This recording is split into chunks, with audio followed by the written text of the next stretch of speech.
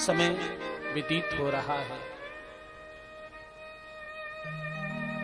समय किसी के लिए भी रुकता नहीं है, समय किसी के लिए थमता नहीं है, समय दिखाई पड़ता नहीं है, लेकिन समय की जो ताकत है वो विश्व में सबसे ज्यादा बड़ी है। हाँ जी ना जी। हाँ, जो लोग आज से 25-30 साल पहले युवा थे और बहुत सुंदर थे, आज वैसे ही है क्या? हाँ, अपनी दादी मां को जाके देखना आज, क्या वो ऐसी थी क्या? नहीं। धीरे धीरे सनई सनई समय व्यतीत हो रहा है। एक और बात कहूं, तुम्हें मालूम पड़ता नहीं कि तुम कब बड़े हो रहे हो, क्योंकि रोज रोज सनई सनई धीरे धीरे हल्के हल्के हौले हौले इतना आराम से समय व्यतीत हो रहा है कि तुम्हें पता ही नहीं चलता। न जाने कब तुम बच्चे से जवान हो गए, न जाने कब जवान से तुम बूढ़े हो गए, पता ही नहीं चला। हाँ, धीरे धीरे तुम्हारा एक क्रीम पाउडर भी तुमको सुंदर रख नहीं पाएगा। धीरे धीरे ये जो तुम लाल वाली वो लंबी चीज होती है ना, जिसको तुम चबा के खा जाते हो, पता नहीं कैसे खाते हो, और महिलाएं बहुत ज्यादा खाती हैं, बहुत खा जाती हैं, वो रेड कलर की होती ना,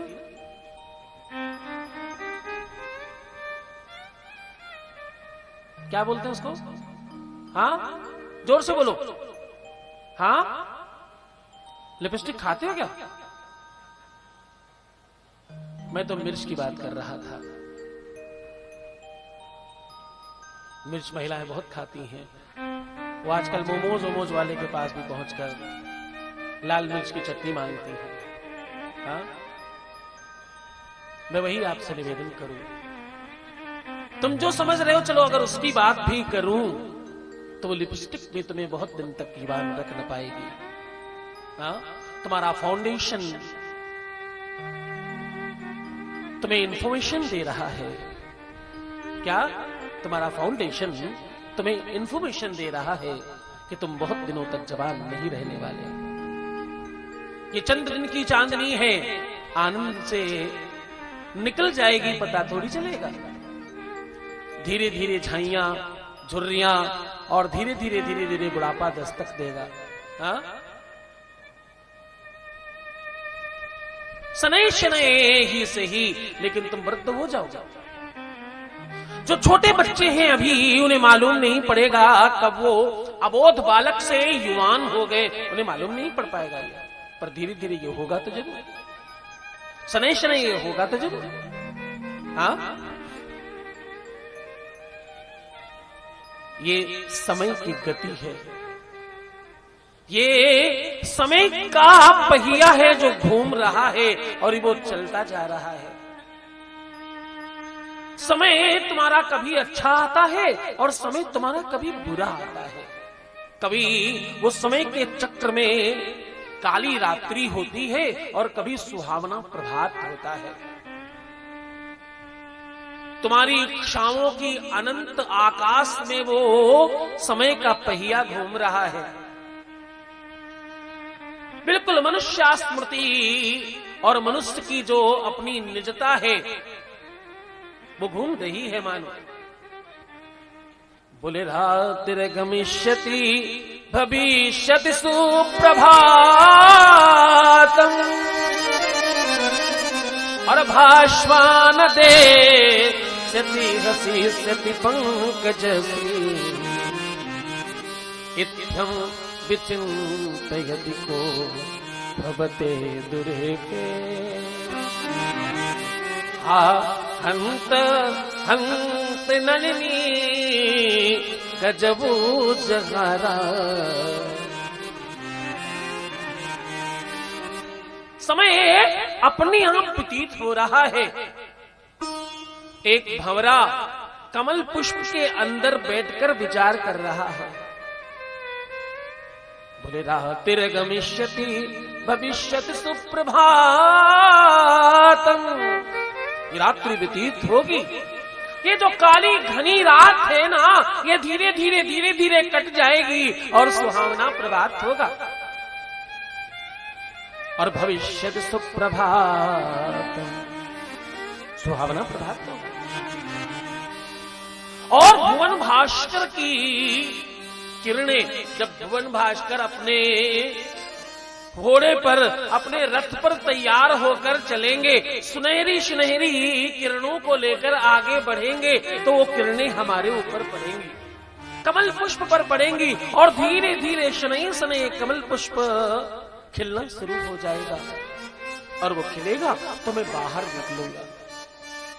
जब मैं बाहर निकलूंगा फिर किसी की सुनूंगा नहीं, वो पूरे भूमंडल में भ्रमण करूंगा। वो भंवरा विचार कर रहा है। इतने में हंत हंत नल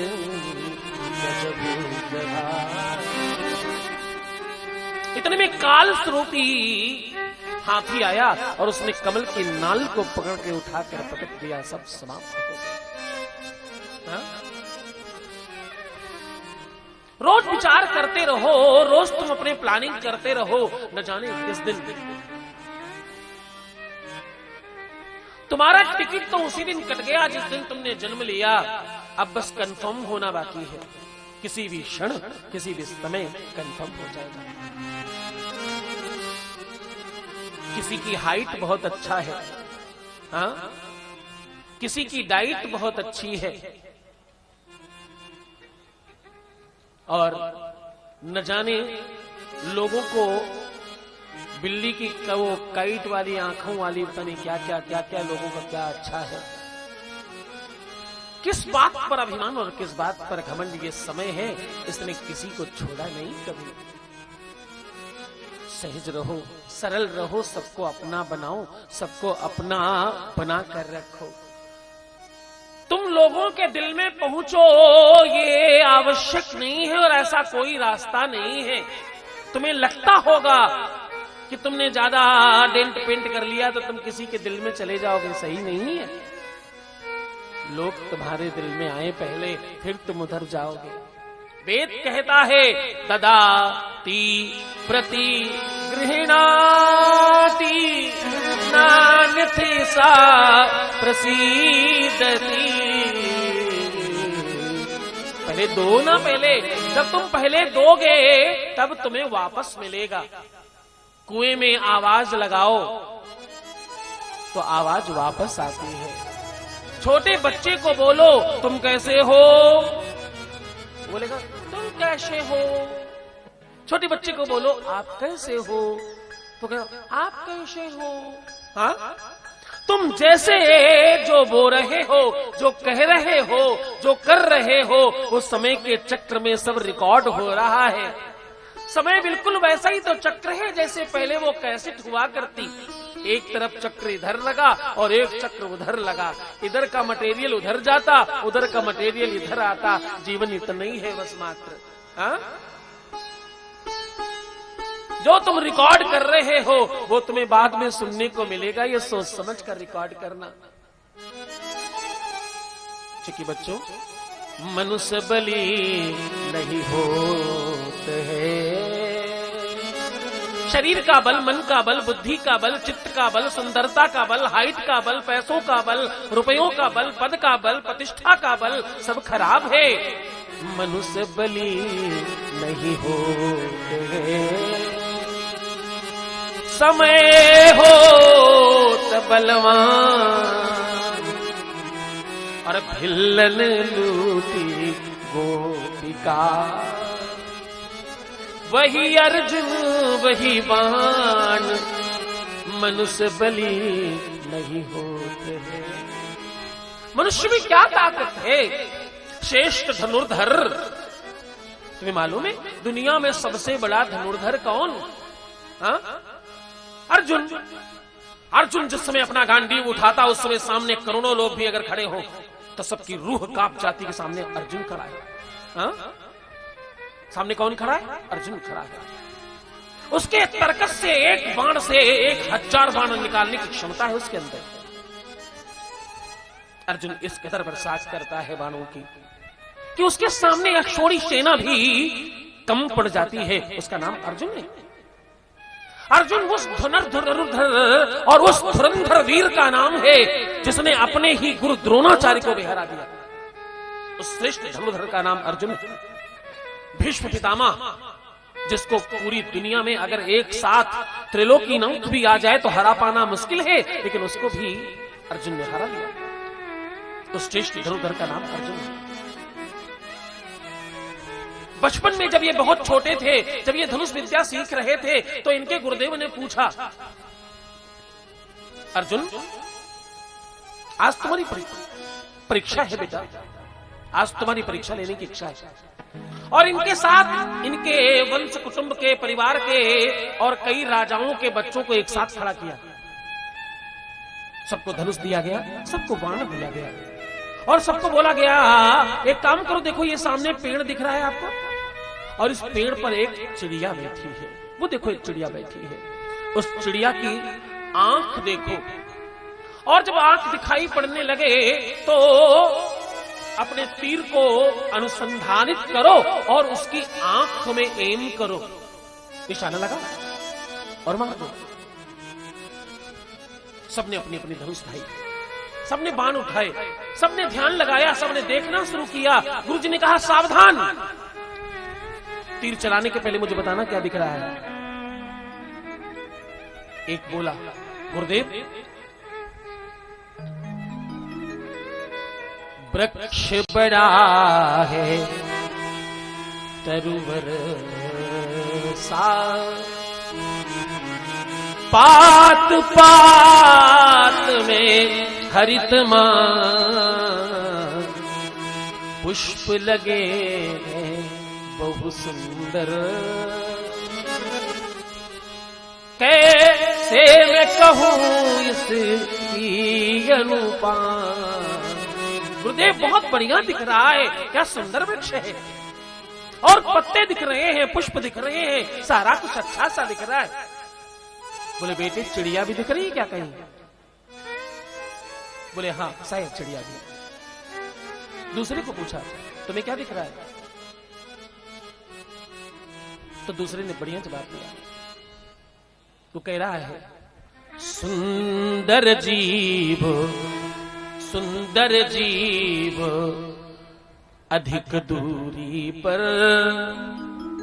धूमिल सा मुझको दिखता है, ऐ गुरुदेव कृपा करना, मुझे लक्ष्य अभी भी नहीं दिखता है। ऐ गुरुदेव मुझे दिख तो रहा है, कोई दूर है, लेकिन अभी मुझे वो नहीं दिख रहा जो आप कह रहे। सबने अपनी अपनी बात कही। कोई कह रहा बड़ा पेड़ दिख रहा है, कोई कह रहा टहनियां दिख रही, कोई कह रहा पत्तियां दिख रही हैं, कोई कह रहा पुष्प दिख रहे हैं। अर्जुन को पूछा, तुम्हें क्या दिख रहा है लाल? वत्स तुम्हें क्या दिखाई पड़ रहा है? अर्जुन ने कहा, गुरुदेव मैं क्षमा चाहूंगा, मैं अपने बाकी सहपाठियों की चीजें नहीं देख पा रहा, मुझे तो केवल एक आंख दिख रही है वहां। क्या? बोले मुझे सिर्फ और सिर्फ एक आंख दिख रही है। गुरुदेव बोले बस तुम तीर चला दो। अर्जुन ने उस पक्षी की आंख भेद दी। अर्जुन इसलिए शेष धनुर्धर है क्योंकि उनको ये तो मालूम है हाउ टू डू, उन्हें ये तो मालूम है व्हेन टू डू, उन्हें ये तो मालूम है वेयर टू डू, लेकिन उनको ये भी मालूम है वांट टू डू। मतलब क्या है? उन्हें कब करना है, कैसे करना है, कितना करना है, कहां करना है, क्यों करना है, सब मालूम है।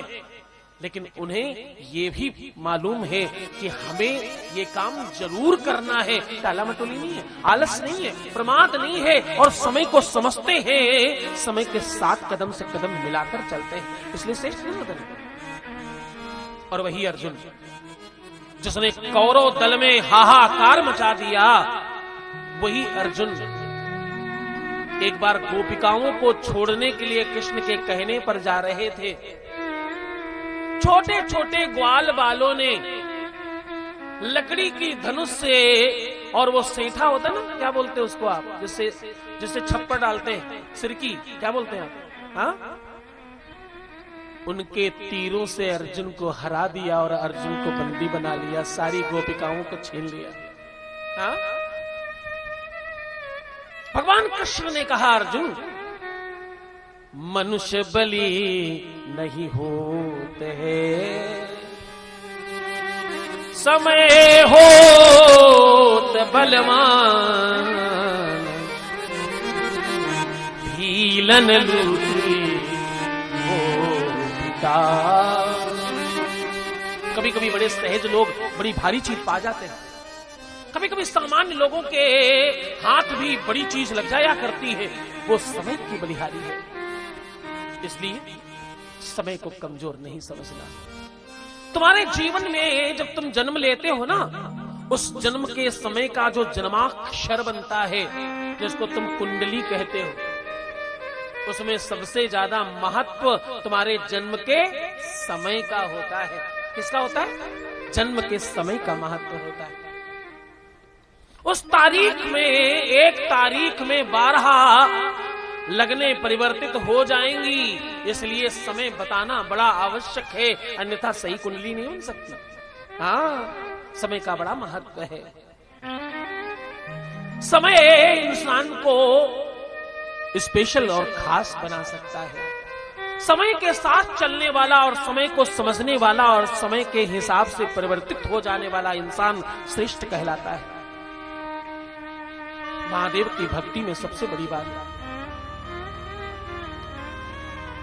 यहां समय का अनुसरण सिखाया जाता है, समय का अनुबंध सिखाया जाता है, और समय के साथ तुम्हारी सांठगांठ बेहतर बनाई जाती है।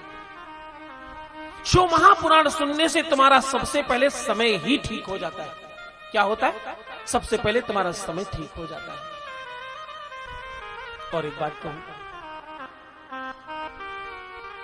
जब भी तुमसे कोई कहे कि मेरे पास समय नहीं है, मैं व्यस्त हूं, तो तुम उससे धीरे से कहना बबुआ मुझे लगता है तुम व्यस्त तो हो ही, लेकिन तुम अस्त व्यस्त ज्यादा हो।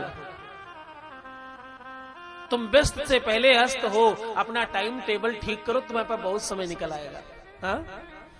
अच्छा काम करने के लिए बहुत सारा समय नहीं लगता। एक और बात कहूं, जितना ज्यादा संपन्न व्यक्ति होगा, उसको समय की कीमत उतनी ज्यादा मालूम होगी। हाँ, और एक बात कहूं, जिसको समय की कीमत मालूम नहीं है, उसकी बात सुनना भी पाप है। उसकी क्या बात सुने? उसके पास कोई काम धाम नहीं है, उसके पास इतना ही काम है यहां वहां की बातें करते रहना। जो पढ़े लिखे हैं, जो शिक्षित हैं, जो साक्षर हैं और जो संपन्न हैं, हाँ? जो ज्ञानी हैं, जो पढ़े लिखे हैं समाज में, उनकी जिम्मेदारी है अज्ञानियों की बातें सुनना, और जिनके पास कोई काम धाम नहीं है उनकी बात सुनना, मतलब तुम्हारी मूर्खता का दर्शन है। कोई मतलब थोड़ी है उनकी बात सुनना। वो बिल्कुल उस प्रकार से है जैसे हिंदी भाषी से चाइनीज कोई बात कर रहा हो। हाँ? हिंदी भाषी से कोई बोले,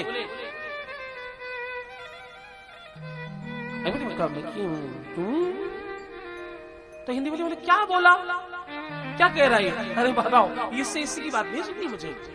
आप किसकी बात सुनते हो? उसकी जो तुमसे बड़ा, तुमसे श्रेष्ठ, तुमसे खास और कुछ अनुभव रखता हो, जिसने अपने जीवन में कुछ प्राप्त किया हो, जिसके पास कोई सूत्र हो और जिसने अपने जीवन में उस सूत्र को उपयोग किया हो। हा? तुम जरा सा 5 पैसे का चूरन खरीदते हो, उससे कहते हो पहले एक चखा के दिखाओ, सही होगा तो लेंगे।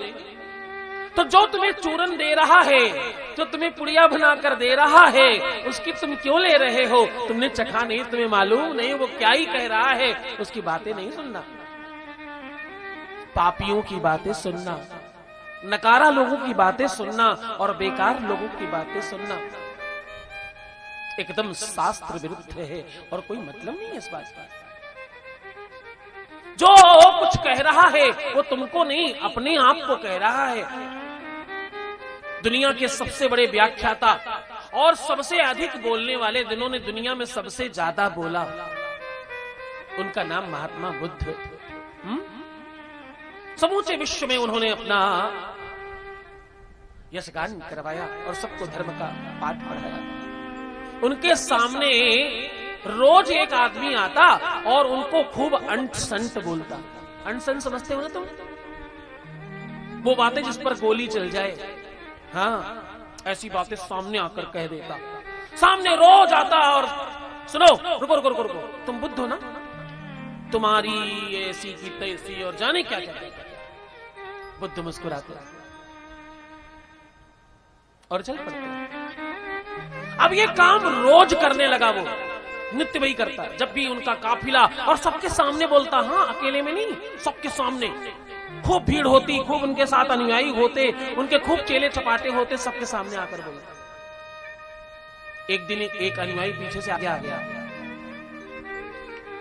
ओ हेलो, साइड आ जाओ, तुमसे तो मैं बात करता हूं पहले। बुद्ध ने रोका, नहीं, इन्हें करने दो, इन्हें कहने दो, इन्हें बोलने दो, इन्हें करने दो, इससे कोई फर्क नहीं पड़ता। अरे बच्चे, इससे क्या फर्क पड़ता है? बोले गुरुदेव, आप सुन सकते, मैं नहीं सुन सकता। आपकी बुराई, आपके बारे में इंसल्ट मेरे सामने बोलेगा, ये मैं नहीं सुनूंगा। बोले एक बात बताओ, कोई गेहूं का व्यापारी होगा तो वो क्या देगा तुमको बच्चे? बोले गेहूं देगा। बोले कोई मिठाई का व्यापारी होगा तो क्या देगा? बोले मिठाई देगा। बोले सोने का व्यापारी होगा तो सोना देगा। कल मैं आपके जबलपुर में वो सोने वाली क्षेत्र, क्या नाम था? सुन रही? हाँ,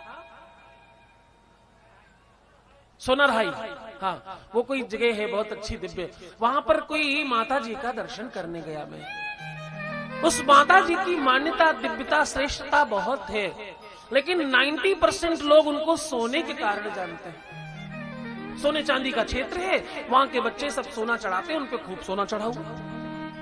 तो सोने वाला क्या देगा? सोना देगा। चांदी वाला चांदी देगा, लोहे वाला लोहा देगा। और संत के पास जाओ तो क्या देगा? वो धर्म देगा, वो तुम्हें पुण्य देगा, वो तुम्हें आशीर्वाद देगा, वो तुम्हारे जीवन को श्रेष्ठ बनाने की बातें देगा। तो बेटा, जिसके पास जो है वही देगा। अब इनके पास यही है तो ये दे रहे हैं, तुम क्यों मना करते हो? इनके पास कुछ और नहीं है। और एक बात कहूं, मैंने ये पुष्प आपकी तरफ बढ़ाया और आपको दिया। आपने अगर नहीं लिया तो ये पुष्प कहां है? मेरे अपने हाथ में अथवा नीचे। हाँ, तो ये जो दे रहे हैं मुझे, तुम कह रहे हो ना ये आपको उल्टी सीधी बातें दे रहे हैं, हाँ, ये गालियां दे रहे हैं। तो बोले अगर ये दे रहे हैं तो मैं ले कहां रहा हूं? कोई दे तो दूसरे को तो पहले लेना चाहिए ना, तभी तो वो उसके पास पहुंचेगी। मैंने तुमको 5 करोड़ रुपए दिए, आप चुपचाप बैठे रहो। पहुंच गए आपके पास? मिल गए? अगर मिल गए तो शाम को वापस कर देना। हाँ, जो दिया गया वो लेना भी तो चाहिए। जब तक आप लेंगे नहीं, आप तक कैसे पहुंचेगा? बुद्ध ने कहा, बोले ददाति प्रतिग्रहणाति। हमने दिया, सामने नहीं लिया। हमने फोन किया, सामने वाले ने उठाया तो बातचीत हुआ, फोन नहीं उठाया तो बात ही नहीं हुई। बोले ददाति प्रतिग्रहणाति नान्येति सा प्रसीदति। हाँ? कोई दे रहा है, मैं ले नहीं रहा। मैं अच्छी चीजें लेता हूँ, मुझे बुरी चीजें लेने की आदत नहीं है। ये देते रोज है, लेकिन मैं लेता नहीं हूँ। ये इनके पास ही जा रहा है। तो तुम जरा सोच कर देखो, जैसे मैं सोच पा रहा हूं तो तुम्हें हंसी आएगी। अब तुम सोचो, इन्होंने मेरे माँ के बारे में कुछ कहा, मैंने लिया नहीं, तो ये बेचारे अपनी माँ के लिए इतनी गंदी बातें कर रहे हैं। तो भैया इन पर तो तुम थोड़ा तरस खाओ, इन पर तो थोड़ी कृपा करो, इन पे रहम खाओ। तो कितना बेकार, कितना मूर्ख है, अपनी माँ को ऐसा कहता है, हाँ? अपनी बहन को ऐसा कहता, कितना गंदा इंसान बेचारा। हाँ, तो इस पे तो करुणा करने का काम है। इसके तो शीश पर हाथ रखो और सद्बुद्धि दे भगवान, ऐसी भावना बनाओ। हाँ, जब तुम्हें कोई कुछ कह रहा है, जब तुम्हें कुछ कोई बोलता है, ऐ पढ़े लिखे लोगों, कानों से नहीं आंखों से देखना शुरू करो। क्या ये क्या कह रहा हूं? 99% लोग कानों से देखते हैं, कान से नहीं देखना चाहिए, आंखों से देखना चाहिए। तुमने कुछ सुन लिया, तुमने मान लिया। अरे नहीं नहीं नहीं नहीं, ऐसे नहीं होता। हमारी अपनी मर्जी है, हमारी अपनी इच्छा है, हम देखेंगे, समझेंगे, जानेंगे, फिर मानेंगे। हाँ, पानी पियो छान के, गुरु करो जान के, कोई भी बात। और एक बात कहूं तुम्हें, तुम ज्यादा बुद्धिमान, ज्यादा ज्ञानी, ज्यादा जानकार अगर बन रहे हो तो भी उस बात को समझना, सामान्य लोगों से परामर्श लेना जीवन में नरक में और गटर में जाने से ज्यादा बड़ा कुछ नहीं है। अपने से नीचे वाले व्यक्ति से क्या सीखोगे तुम, जरा सोच कर बताओ। क्या मिलेगा तुमको उनसे, और उसके पास क्या अनुभव है, जीवन भर वो नीचे रहा वही सिखाएगा तुमको। किसी श्रेष्ठ व्यक्ति के पास बैठो, कोई गुणी जन कहते तुम्हें बलवान होना हो, तुम्हें धनवान होना हो, तो धनवानों के साथ घूमना फिरना शुरू कर दो, वो आपको गुण सिखा देंगे, आप धनवान हो जाएंगे। इसीलिए तो तुम्हारे माँ बाप कहते थे गलत लोगों की संगति मत करो, गलत लोगों के साथ मत रहो, वो वही सिखाएंगे तुमको, वो वही बताएंगे तुमको। हाँ, गलत लोग गलत बात बताएंगे, अच्छे लोग अच्छी बात बताएंगे, अच्छी जगह उठो बैठो। और गलत आदमी अगल बगल में बैठ जाए, कुछ कह रहा तो उसको अनसुना कर दो। किसी भी व्यक्ति की बात नहीं सुनने से ज्यादा बड़ा अपमान कोई और है नहीं। क्या आप कह रहे हो हम सुनी नहीं रहे, तो आपकी भद्द हो गई ना। अब जरा सोचो, मैं कथा कहूं और तुम सुनो नहीं तो कैसे अच्छा लगेगा। हाँ,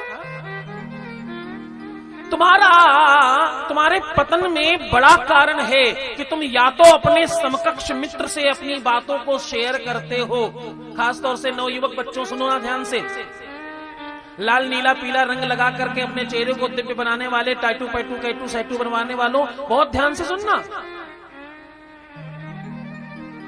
या तो तुम अपनी बातें अपने समकक्ष मित्रों से करते हो, सहेली से अथवा दोस्त से, और या तो किसी सामान्य व्यक्ति से करते हो। आज से मत करना, इसको मूर्खता कहते हैं। क्यों? हम तो डूबेंगे सनम, तुमको भी ले डूबेंगे, हमको तो कुछ आता जाता नहीं, तुमको भी वैसे ही बना देंगे, चिंता न करना। हाँ, जिसको कुछ पता नहीं है, जिसने जीवन में कुछ देखा नहीं है, इसको पास जीवन का कोई अनुभव नहीं है, उसको तुम अपने दुख बताते हो, और बदले में तुम ऐसा ज्ञान लेकर आ जाते हो जो आपके काम नहीं आने वाला। हाँ? हमेशा लेना बड़ी जगह से चाहिए, हमेशा सीखना उन्नतिवान लोगों से चाहिए। अगर आपको अनुसरण करना हो तो किसी श्रेष्ठ व्यक्ति का अनुसरण करो, किसी महान व्यक्ति का अनुसरण करो और उनके पदचिन्हों पर चलने की कोशिश करो। सामान्य व्यक्ति का क्या मतलब है? हाँ? और जनरल लोगों के साथ रहकर। और मैं एक बात तुम्हें कहूं, अच्छा या बुरा कुछ भी थोड़ा बड़ा होना चाहिए। हाँ? राम हो या रावण हो, देखो व्यासपीठ से मैं थोड़ी अलग बात कर रहा हूं, ध्यान से समझना। राम हो अथवा रावण भी हो, बड़ा होना चाहिए, सामान्य थिंकर तो नहीं होना चाहिए। हाँ? एक बात कहूं, राम ने रावण से कहा अंतिम समय में, मैं भी शिव भक्त हूं और तुम भी शिव भक्त हो, तुम त्रिकालदर्शी हो, तुम्हें सब कुछ मालूम है, उसके बावजूद तुमने मेरे द्वारा मरना स्वीकार क्यों किया? तुम ऐसे ही तो मोक्ष ले सकते थे, ऐसे ही तो आ सकते थे। तो रावण ने बड़ी बढ़िया बात कही, बोला मैं एक बात कहूं राम, मुझे मालूम है कि तुम कौन हो। जब तुमने पहली बार मेरे भाइयों को मारा, मैं उसी दिन समझ गया था तुम्हें। बोले खर दूषण मौसम बलवंता, जब पहली बार तुमने आगाज किया था ना राम, मैं उस दिन से तुम्हें जानता हूं। बोले खर दूषण मौसम बलवंता, तिन्ही को मारही बिनु भगवंता। भगवान के अलावा उन्हें कोई मारने की क्षमता रखता नहीं, मुझे मालूम था। और राम, मेरा यशगान सुनो, मेरे बारे में समझो थोड़ा। मुझे मारने के लिए स्वयं विष्णु को जमीन पर आना पड़ा। ये मेरा साम्राज्य, ये मेरी विडंबना है, ये मेरा यश है, ये मेरा परिचय है। और राम, इतना परिचय नहीं मेरा। जैसे तुम्हारे घर में वो बाइयां काम करने आती ना, झाड़ू पोछे वाले लोग काम करने आते ना, ऐसे रावण के घर में इंद्र जो देवताओं के राजा है वो झाड़ू मारने रोज आया करते थे। कौन? इंद्र झाड़ू मारा करते थे उनके यहां रोज। उन्होंने अपने घर साफ सफाई के लिए देवताओं के राजा को रखा हुआ था। जरा यश समझना उनका। और उनको पढ़ाने के लिए कोई सामान्य टीचर नहीं आता। स्वयं ब्रह्मा जी चारों वेद लेकर उसके घर जाया करते और उसको बैठ के पढ़ाते, और वो पढ़ा करता उनसे। न वैसा विद्वान, न वैसा ज्ञानी, न वैसा शिव भक्त, और न वैसा पराक्रमी पूरी दुनिया में हुआ नहीं कोई। रावण ने राम से कहा, राम, मैं अगर तुम्हारे पास आता तो मुझे ज्ञान मिलता जो मुझे चाहिए नहीं। ज्ञान ज्ञान कभी कभी राम थोड़ा नीचे से आए ना तो वो सामान्य हो जाता है। मैं तुम्हें अपने लेवल का समझता नहीं ना, मैं तुम्हें अपने से छोटा समझता हूं। अन्यथा एक बात कहूं राम, तुम में अगर सामर्थ्य होती तो तुम विष्णु बन के ही मुझे जीत लेते। मैंने कितनी बार तुम्हारे लोग पर चढ़ाई बोली, तब तुम क्यों नहीं जीत पाए मुझे। मैं तुम्हें अपने से छोटा समझता हूं, इसलिए तुमसे ज्ञान लेना नहीं चाहता। तुम मुझे मारो तो भी, मुझे नहीं मारो तो भी मैं शिव भक्त हूं, मुझे मोक्ष मिलेगा ही मिलेगा। लेकिन मेरे राज्य में जितने भी राक्षस हैं उनका क्या होगा? जो मुझ पर आश्रित है उनका क्या होगा? मुझे उनको मोक्ष दिलवाना था। ये व्यवस्था है मेरी, ये तुमने नहीं किया, ये मैंने किया है राम। मैंने तुम्हें जमीन पर लाने के लिए विवश किया है। मैंने अपने पूरे के पूरे राक्षस कुल को मोक्ष दिलाने के लिए तुम्हें विवश किया है। ये मैं हूं, मैं रावण, मैं ब्राह्मण हूं, मुझे मालूम है। तो ज्ञान चाहे कितना ही बड़ा हो, लेकिन अगर तुमसे सामान्य हो तो लेना नहीं चाहिए। इसका सिर्फ इतना मतलब है, तुमसे छोटा, तुमसे सामान्य, तुमसे कम पढ़ा लिखा और तुमसे कम जानकार, तुमसे कम सफल व्यक्ति अगर तुम्हें कोई ज्ञान देने लगे तो मुस्कुरा करके छोड़ देना। हाँ? क्यों? क्योंकि वो प्रमाणित नहीं है ना। कोई भी सूत्र जब तक प्रमाणित नहीं होता तब तक जीवनोपयोगी नहीं होता। हाँ, दवाइयां भी, औषधियां भी पहले टेस्ट की जाती हैं, उसके बाद मार्केट में लाई जाती हैं। जो टेस्टेड है, जो टेस्ट हो चुका है, बस उसी का उपयोग करना चाहिए। जो टेस्टेड है, जो पहले से अनुसरणीय है, उसका ही अनुसरण करो। मैं आपको एक बात कह रहा था, समय बहुत बलवान है। एक और बात कहूं तुम्हें, शिव महापुराण अगर तुम सुन रहे हो तो तुम्हारे जीवन में ये बातें जरूर होनी चाहिए, क्योंकि भगवान शिव ने महापुराण में यही सब तुम्हें सिखाया है, तुम्हें बताया है। एक और बात बताओ, तुम्हारे जीवन में जब तुम किसी को प्रणाम करते हो, ध्यान से सुनना, अपने से आयु में बड़े व्यक्ति को, हाँ, अपने से श्रेष्ठ व्यक्ति को अथवा अपने किसी रिश्ते को तुम प्रणाम करते हो, 5 ऐसी जगह हैं, 5 ऐसे समय हैं जिस पर अगर तुमने प्रणाम किया तो तुम्हारे 7 जन्मों के किए हुए प्रणाम का फल वापस चला जाएगा। ये मालूम है क्या?